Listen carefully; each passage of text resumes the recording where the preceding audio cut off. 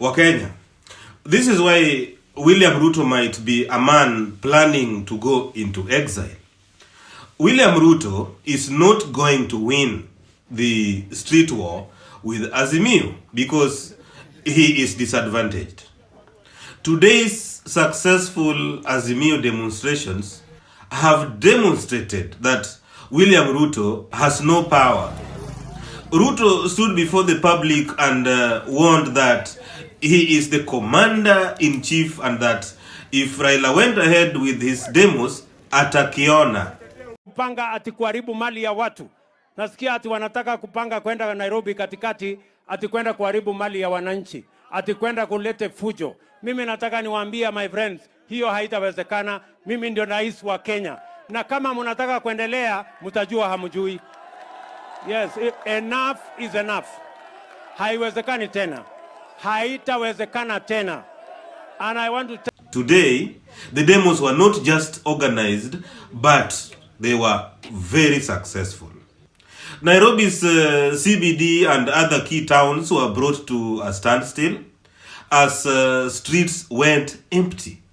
This was a humiliating defeat. The police boss went out publicly and banned the demos, warning that if Raila went ahead with the demos, he will meet the state. Today, nothing happened. The Azimio demonstrations were nothing but peaceful. As such, by this letter, we are declining to allow the Azimio team the go-ahead to proceed with the demonstration, and any such demonstration will be dispersed by law enforcement officers. It was a major defeat. All UDA dogs went out publicly kubweka ya kwamba Raila will face the consequences if he proceeded to organize the demos, but nothing happened. Azimio supporters poured out into the streets with the security forces unable to block the demos. Even assassination threats against Raila Odinga and other Azimio leaders did not help. Goons who were hired the previous day to help ban demos were nowhere to be seen when the time for wanaume kukutana na wanaume came. Kesho askari weke ndani. Sisi tunataka kutunza watu wanaume kwa wanaume. Kwenda huko. Unalipwa, wanatuletea watu hapa, wanatuletea shida hapa. Tuko na wewe, Takaranda pia tunakuja. Tunamaliza kesho hapa, tunakuja Takaranda.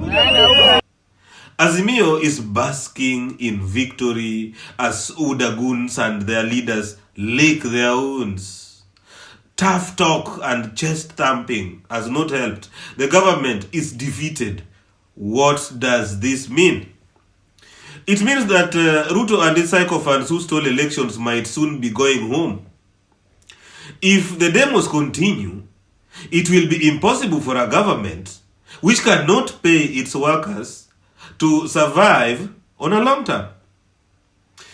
The demos have blocked economic activity in Kenya, and without economics, the government will continue to be broke because it will be unable to collect taxes.